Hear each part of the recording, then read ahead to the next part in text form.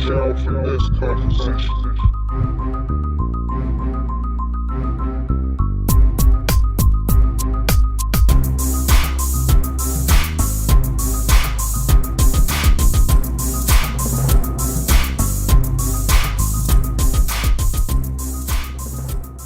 What's going on, YouTube? It's your boy Legion 11, man.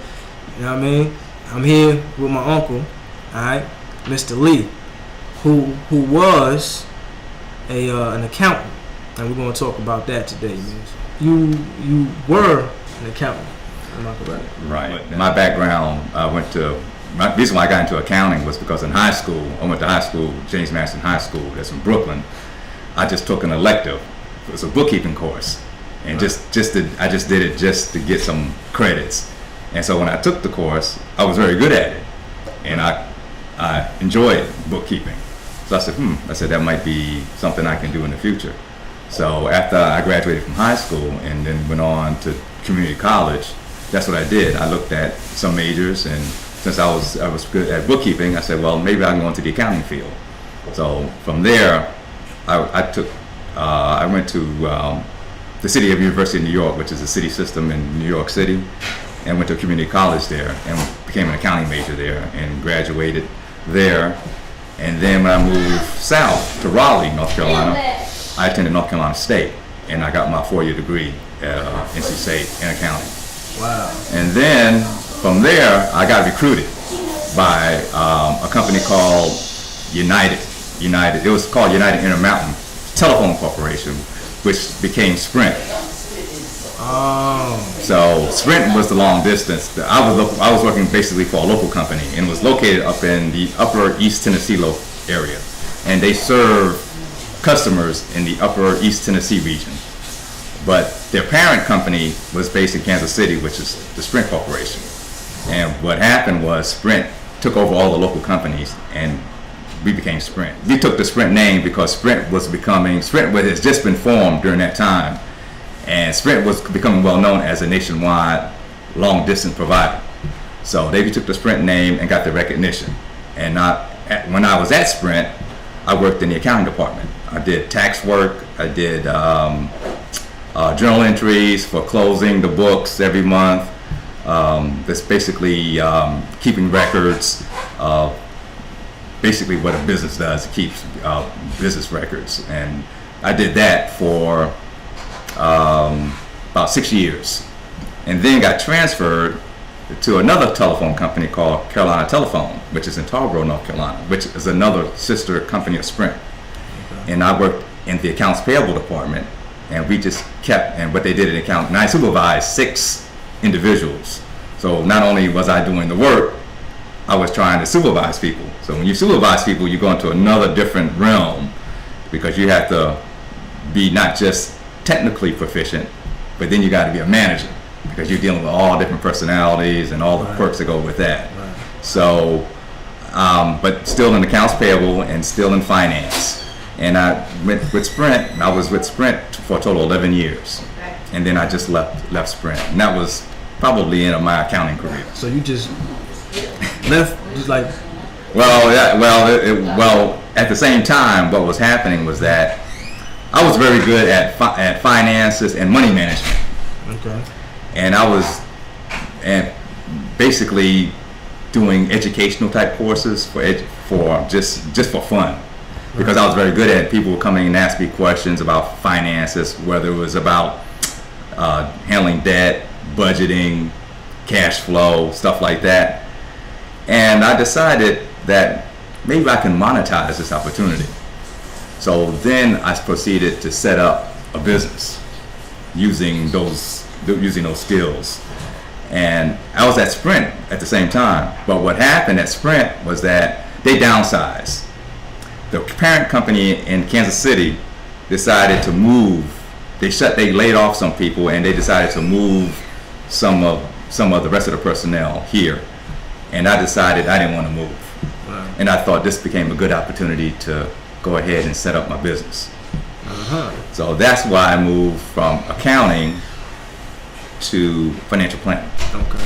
So financial planning is what you do now. That is correct. So your background was money. Right. I'm still dealing with money. Still dealing with money, but Right. now it's more so of learning. You're more of a teacher of how to manage and control it.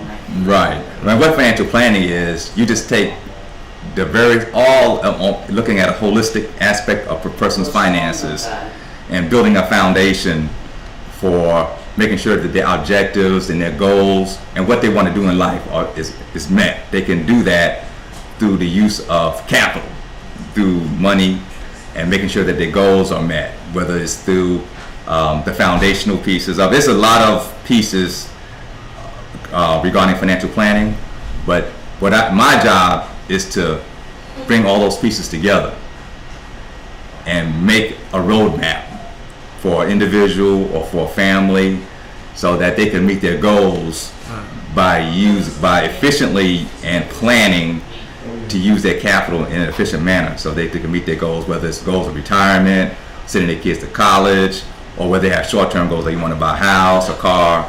So to set that roadmap, basically it's just a roadmap, and using all those pieces, putting all those pieces together to make sure that what they want to do in life is met.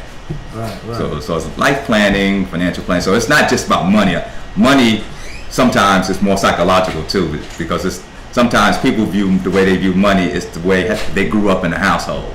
You know, some people are hoarders where they don't like spending any money at all. Right. Some people are more spendthrift. They just spend every dime that they have. They don't have anything saved up. So you're not just it's not just about the numbers. It's about dealing with personalities and their views on money. Right. So I try to help people with that. So you actually had practice with personalities long before now, dealing with the management part when you're working with Sprint. Right, especially when I was supervising various individuals. So you have to not just be a technically proficient, you have to be a people person. Otherwise, it won't work. You're correct, exactly. Right. So you can't. So if you got a bad attitude, it ain't gonna work for you. Right. So you have to deal with, especially if you're dealing with married couples, like because the wife or the one spouse might be a big saver. Mm-hmm. They don't want to spend They don't want to spend a dime. And the other spouse, they just might want to spend. Mm-hmm. So when you're in a situation like that, the minds have to come. They have to be a one mind. So until then, usually they have to negotiate and meet someplace in the middle. So you have to kind of be more relaxed as far as one person wants to spend a little bit of money and enjoy themselves, and the other person, of course, they have to plan. You just can't spend every dime. You have to save for future goals. Right. So you're having to play psychiatrist, so to speak, without the PhD. Right. Well, why don't you get your PhD? and merge the two. Well, give them that therapy first, and then go into the. Well, you have behavioral economics now, where it's just people's views on money. And I'm too old. I can't go back to school. I'm too old to go back to school. Y'all see this? Can y'all see this face? He's saying he's too old. Can y'all imagine that, man? Well, I hope I look that good when I'm old. Well, I appreciate that. As a matter of fact, most likely I am, because this is my uncle, so I got that in my genes, man. So yay me. So you started from Brooklyn. You said you went to school in Brooklyn. Right. All right. So shout outs to Brooklyn on that note. What's the business called again?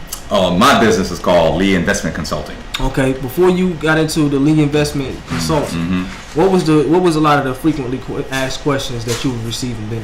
Well, because it just spans the whole gamut of financial planning. It's just a lot of financial planning consists of your foundations. Because first of all, a lot of people have problems saving money. Right. I mean, it seems like they never have enough money to save. They pay their bills and they don't have any money left over for the month. I'm guilty.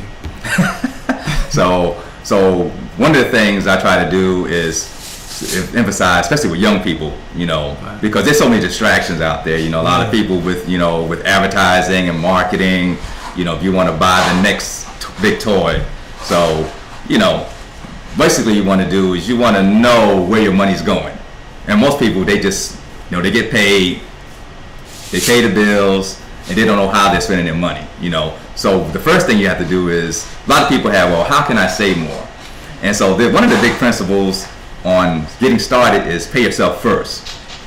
Wow. So, because people, what they normally do, they get paid, they sit at the kitchen table, write all this electric bill, rent, mortgage, whatever, send it out, and they said, well, whatever's left over, I'll throw it in the bank. But typically what happens, there's nothing left over.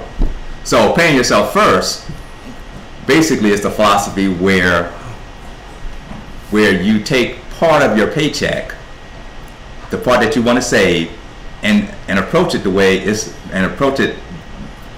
that it's just another bill to pay. So when you get paid and you're writing out that check for the electric bill, for the rent, write that check for your savings account and sit it in there.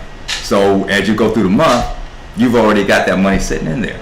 Wow, that's clever already. Let's pay yourself first. So let's give my viewers a better picture of this. Can you give a percentage of how much you need to save? Right. Yeah, usually you want to save about 10% of your take-home pay. That's a good start. 10%. 10% to get started. All right. Rule number 1: pay yourself first. I did not know that. So 10% of whatever it is you make. All right. Make sure you take that cut out and give it to you. And don't feel guilty. Don't feel bad. What you want to do is you want to trick yourself and say, you know what? I'm a bill. I'm gonna pay me. All right. So pay yourself first, man. Step number 1. What do they do from this point? Again, going back into the psychology of money, is that once you get into the habit of savings, then it becomes easier. And another way to do it is just through direct deposit. Like you get paid, most people have direct deposit. Most people don't get a paper check anymore. It goes right to their bank account. So when you get a job, when you become employed, you sign all your paperwork that you need to do when you get started. They give you bank information because they want to know where you deposit your paycheck. So you deposit your paycheck using your checking account because that's where you're writing checks from to pay your bills. Right. And typically you have a savings account. So just throw 10% of your pay. So if you're getting paid $100, if you're getting paid $200, throw $20 in your savings account and let it do a direct deposit. That way you're not even thinking about it; it's just done. Right. Cool. So you don't. Yeah. So sometimes if you're writing yourself, you human, just being human, you tend to forget. Right. But now with direct deposit, it's very easy to do. Right. At least you make it sound easy. It is easy. That's great. If I can do it, you can do it. Yeah. That's right. You must not know me.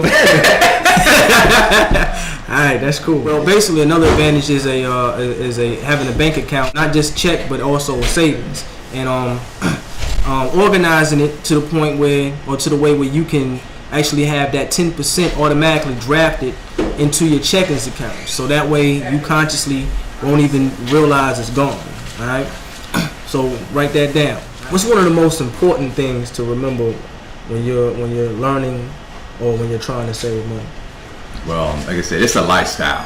Lifestyle. Yeah, it's a lifestyle. Like I said, it's mental. You just have to be in a habit. It's all habit. I mean, you're in a habit of savings. It becomes easier and easier because sometimes it's hard. A lot of people have a lot of obligations, and especially now with economic times that we're in, it's very hard for people to set aside a little bit of money.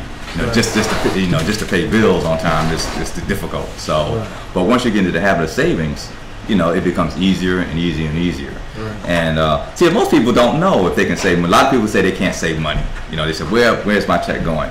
But the other part to that is that you need to spend some time, usually a month or two. You need to kind of track your spending. You can do it just old-fashioned, like an old guy like me. I just use a notebook and do it.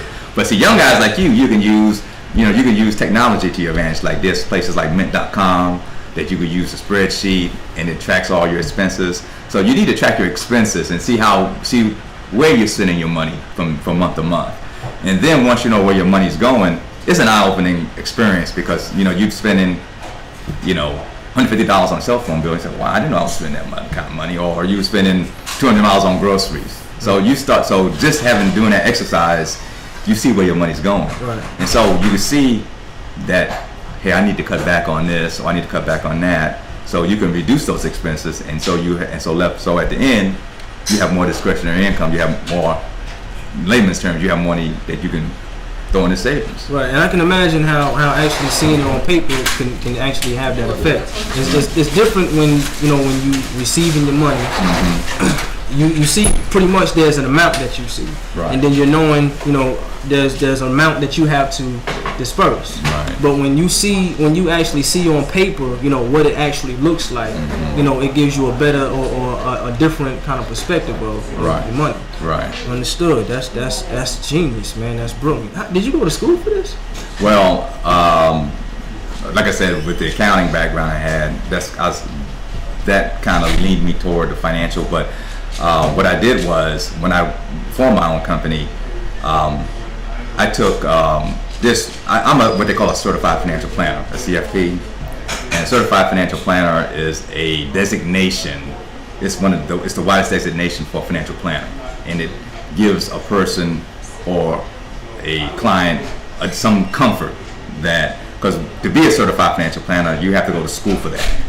And I attended the College for Financial Planning, which is in Denver, Colorado. And so I took courses, and then I had to take an exam after each course, and then I had to take a comprehensive exam, which consists of multiple choice questions, true, false, and a case and 2 case studies. Wow. So that earned my designation through there. So yeah, there's some school, but a lot of the problem is, and this is the key too, there's a lot of people out there that call themselves financial planners. Anybody can call themselves a financial planner, but you have to be very, very careful, because a lot of people don't know. They don't look at money management as a holistic piece of the pie. They might look at one aspect of it, like they look at investments, or they might look at insurance, but they don't look at a person's entire financial picture. Okay. Well, how can you tell? How can a client or the average person tell the difference between certified and uncertified? Well, they can do research on the internet. If you're a certified financial planner, there are places that clients can go when they're doing their due diligence to find a financial plan to work with. They can go to the Financial Planning Board of Standards, which is the governing body that regulates certified financial planners. Okay, you said the what of standards? It's the board. It's the board of certified financial planners, okay. And that's the governing body that rules, that governs certified financial planners if they're looking for one. And you can go to various websites like the SEC website, which is the Securities and Exchange Commission. They regulate financial planners, and you can get information on financial planners, whether they're certified, their background, like their educational background, their work experience, and most important, whether they've been involved in activities that are not exactly legal. Okay. So you want, because you work, especially when you're dealing with a person's money, that's very, very important. So you want to work with somebody who has the knowledge, has the experience, and hasn't been involved in any type of legal action. And the importance of that is pretty much so you can have a better clue or idea that they have your interest at heart, your best interest at heart. Right. Because all certified financial planners, and another thing with financial planners, it's compensation. How the planner is compensated creates a great deal. There's what they call fee-only planners, there are fee-based planners, and there's planners that work on commission. Okay. And planners who work on commission, they basically they work based on sales. They sell a product and they get a commission. Sometimes a lot of people don't like to work with them because there's a conflict of interest, because you don't know whether that planner has your own interest at heart or whether they're just trying to sell the product that's going to give them the biggest payout. Right. Me, I'm a fee-only planner. Basically, I work by the hour. I don't sell any products, whether they're investments or insurance, and I just work by the hour. And my time is my product. Right. So that's a very important. So when somebody's looking for a planner, they want to ask them how they're compensated, right, because sometimes there might be some conflicts of interest. And if you're a fee-only planner, you are what they call a fiduciary. Fiduciary? A fiduciary, yes. A fiduciary is a person that puts the client's interest before your interest. And a fiduciary is somebody that will put the client's interest before their own interests. Okay. So you're working for the client. So there's no conflict of interest. So that's when you want to make sure that's settled. So that's just the first part of finding a planner. And then once you find a planner that's certified and their record is clean, then they can interview they can interview that person. That the process doesn't stop there. Then they want to interview the person and just ask them general questions on the type of clients they work with, how they approach financial planning, more specific questions, and then they can find if they're a fit for them. So there's a lot of due diligence to finding a planner. Some people will go on the internet and do more research on getting a refrigerator, more so than trying to find a financial planner. Okay. So pretty much finding a financial planner it's almost like finding your shoe size. You want to make sure that it's the right fit for you. That is correct. You can't just go. Well, you can, but it's not. You don't recommend just finding a financial planner and just working with them just because they are a financial planner. Right. Is this the kind of advice you would want to receive over the phone? And is this the kind of advice you could receive over the phone?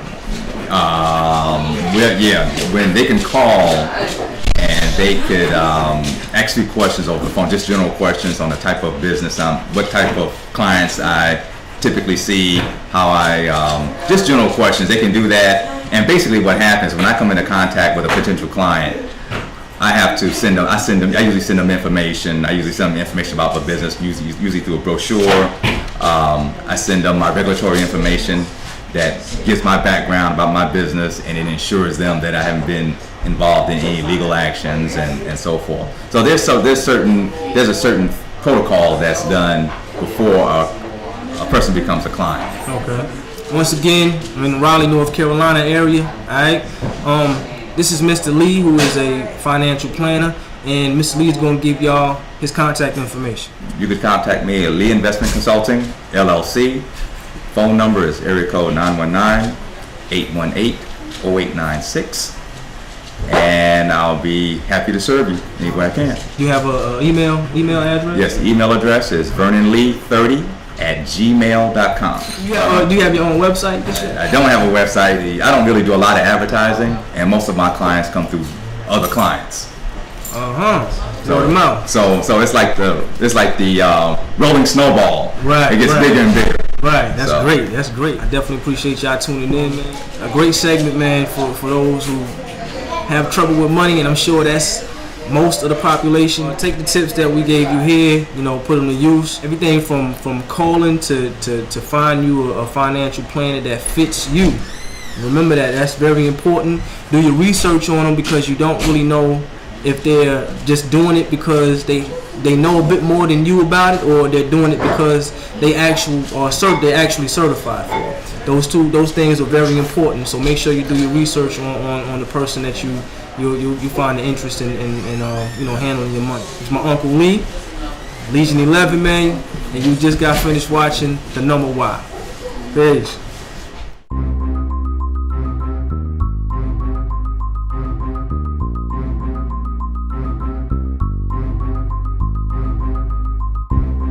Found out from this conversation.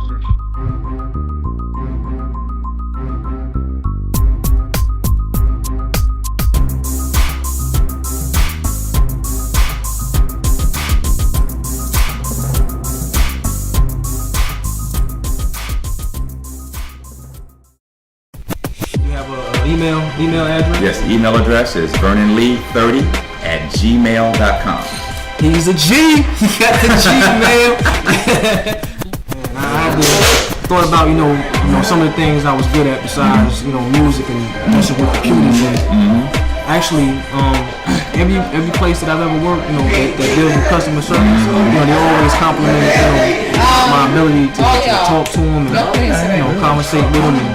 And even in school, my teachers and going to these I can't remember what they're called, but sometimes we go to school. When we used to go to school, we went to convention. We were going to conventions, people with books or business, and we got an opportunity to ask questions. They always told me, I ask real good questions. So you become that's a good quality for an interviewer. Yeah. So I'm testing it out. All right, man. Well, I wish you the best of luck and much success in it. I definitely appreciate that, and with your help, you know what I mean? But guess what?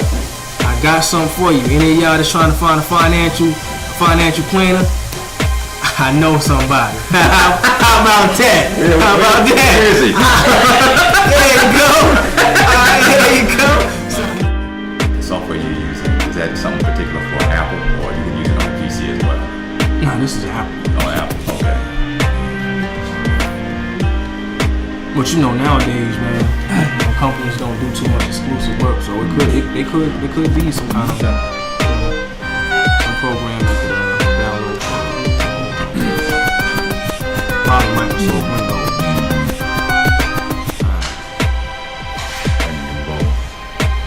Nah, I can adjust it. I can adjust it.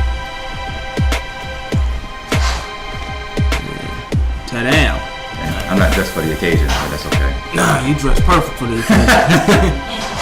You know, I'll put an effect on it, man, so it's going to take a lot of detail. So any insecurities you have, forget about it. Don't worry about it. Okay. Alright? Thank you, sir. I appreciate that. Yeah. Enjoy that. I feel like a big star now. I can go back to the green room now and relax. Where's the snacks and the cookies and stuff? And I really appreciate you taking the time. You put that on YouTube and Yeah, I stuff like threw it that? up on YouTube. Oh, Yeah. okay. Yeah, this is like my. You do this on a regular basis? You do? I just started. Yeah. Like I got one video. Man, so Okay. I just started. Hopefully, you know, it'll grow. You know, that snowball effect, like you mentioned. Yeah. You know. That's good, man.